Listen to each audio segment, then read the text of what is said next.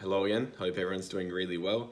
Today I'm doing this video from New York. I've been here for a couple of weeks, been really fun trip so far and really enjoying it, but I did see that Select put out a new Supremacy product, so that's the Supremacy rookie set, which has one rookie card in each box numbered to 25, and I think this is a super interesting concept. I'm a bit indifferent about it. I definitely see both sides of the argument, whether it's good or a bad product and whether it's good or bad for the overall health of the footy card industry. But at the end of the day, I think it's definitely worth talking about, and it has a whole bunch of talking points that go along with it, in my opinion.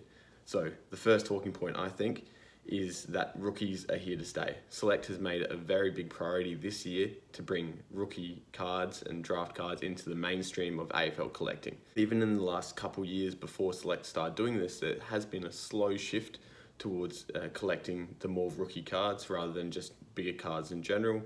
And I think this will continue. I think selectors realise that nearly every other card hobby in the world goes for rookie cards, so why should AFL be any different? So realising that people will be looking for the rookie cards of great players in the future, Select are building a really nice catalogue now, just in case any players from this draft 1 to 59 become big superstars. And I think this is a really smart way of doing it, and it really is important to preserve the health of the hobby by putting good cards in the bank, so to speak, because if you don't want a situation like the 90s where you've got superstars like Buckley, Rashido, Hurd, Goods, all those kind of players, but they don't really have a specified rookie card. They have rookie base cards, but they're mass produced. They've got tens of thousands of copies, so they're never going to reach the heights of $1,000, $10,000 a card. That's just not going to happen. There's just too many copies. And you also don't want to be in the situation with Gary Ablett Jr., where he obviously would have been a higher draft pick than number 40, and therefore would have got a signature card, but he was father-son, so he actually never got a specified draft card except for the base, which although only has 8,000 copies, personally I'd much rather have a Gary Ablett Jr. rookie grail out of 25 or 100 or even 500. That would be just unbelievable. So by giving all these players, no matter how they actually end up, I've put together a bit of a spreadsheet to analyse what the usual breakdown of star players versus role players versus busts are in each draft.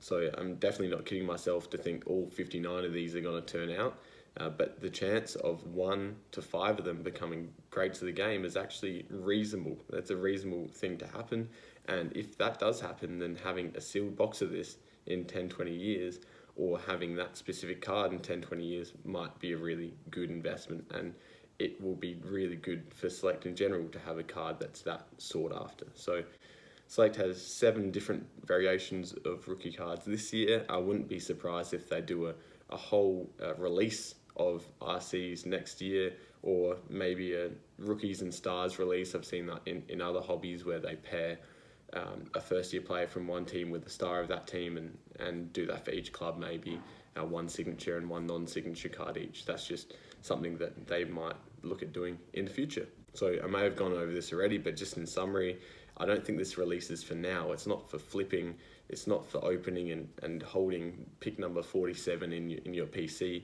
For me, it's about preserving these players in history, so if one of them ends up being a great of the game, they have an extremely rare card from their first year just in the books, in the Select books, which I think is a really smart move for the health of footy cards. So to just add to that last point, I'm going to now put up the spreadsheet I made, and this is comparing the 2001 Super Draft to the 2006 draft, which was a bit lower in caliber. I was trying to think of one really good draft to compare and then one not so good, and trying to think of what prices each player from that draft might get if Select released a Supremacy rookie set like they have this year. So if they released a card out of 25 for each person drafted 1 to 59 in 2001 and 2006, how would that end up? So for the 2001 draft, you can see I've ordered the players in what I see their value would be.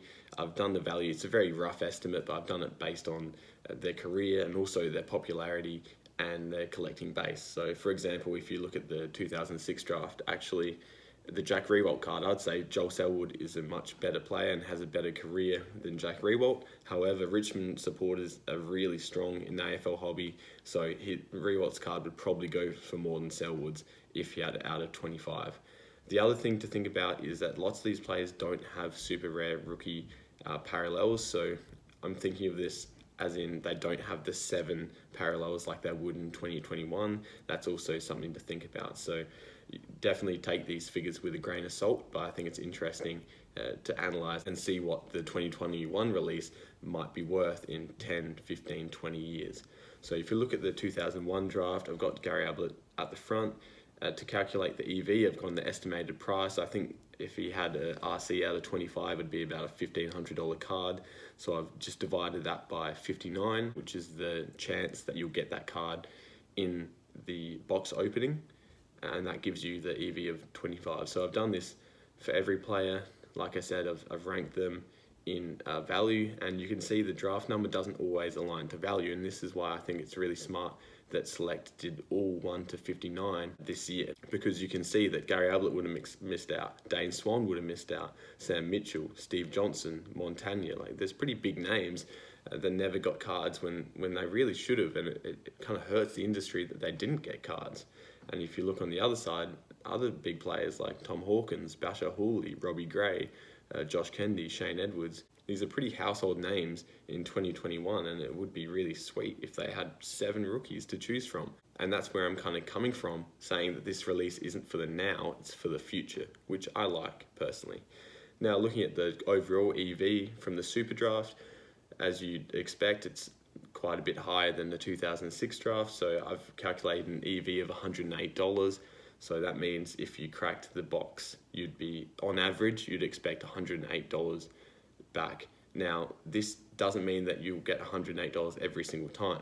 In fact, out of the 59 rookies, 40 of them are either nobodies or fringe players. There's about 10 good role players. These are the players that have played about 150 plus games. There's 5 high-end role players / borderline stars, and about 5 superstars from each draft at some point in their career. I'm not saying they were superstars the whole career long. For example, Travis Boak probably wasn't a superstar until the last few years, but now I'd say he's in the superstar status. And of these 5 superstars, 0 to 3 of them are legends of the game. So out-and-out legends, I'd say Ablett, Hodge and Judd, and Selwood's probably in that conversation as well from the 2003 draft. So even though the EV is at $108, this doesn't mean you're going to get that back on average. The bottom 40 players give you about $10 to $20 return, so it's quite a big risk. But on the other side of the spectrum, it's quite a big reward if you get one of these top players. With an EV of $108, I would expect this to sell in 2021 for about $150 sealed. So if you're a SCC Club member and you can buy the 2021 release sealed for $99, I think it's a bit of a no-brainer personally. I would be buying this. I'd definitely buy one and just keep it sealed. And at the moment, you could probably buy 2, flip one for a small profit, and then keep the other one sealed. And then the second one would pretty much be free, and then you can take that into the future with you. Of course, the other thing you could do is just crack it now and just hope for the best.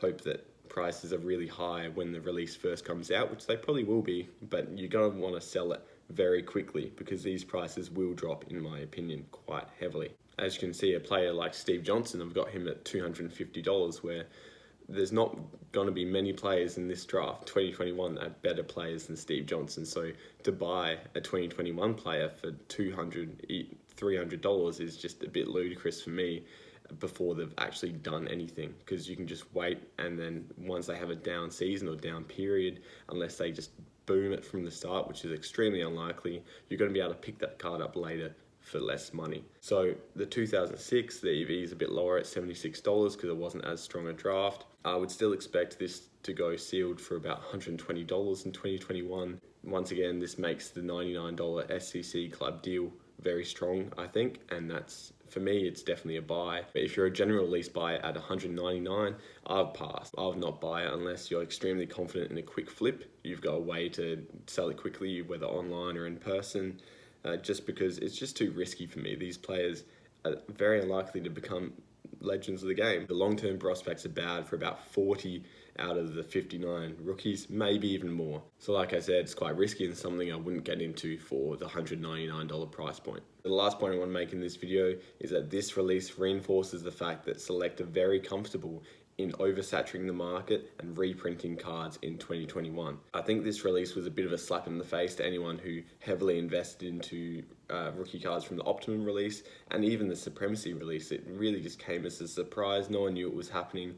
So as an investor or even a collector, you want to get full disclosure by the company that's putting out the cards that there aren't going to be any other cards that oversaturate the market and bring down the overall prices. So this is, in my opinion, another reason to just go for older cards, because you can't just reprint older draft RC cards. But they have shown a propensity this year to just reprint without even telling the consumer and pushing more of these cards into the market, which bring the overall RC market for that year down. So it just reinforces the fact for me that investing within the year is very risky, and personally I'll just wait.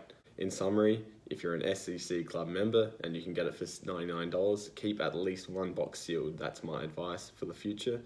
And also don't invest too heavily in single cards from this release. Other than that, I hope everyone has a great day and I'll see you next video. Cheers.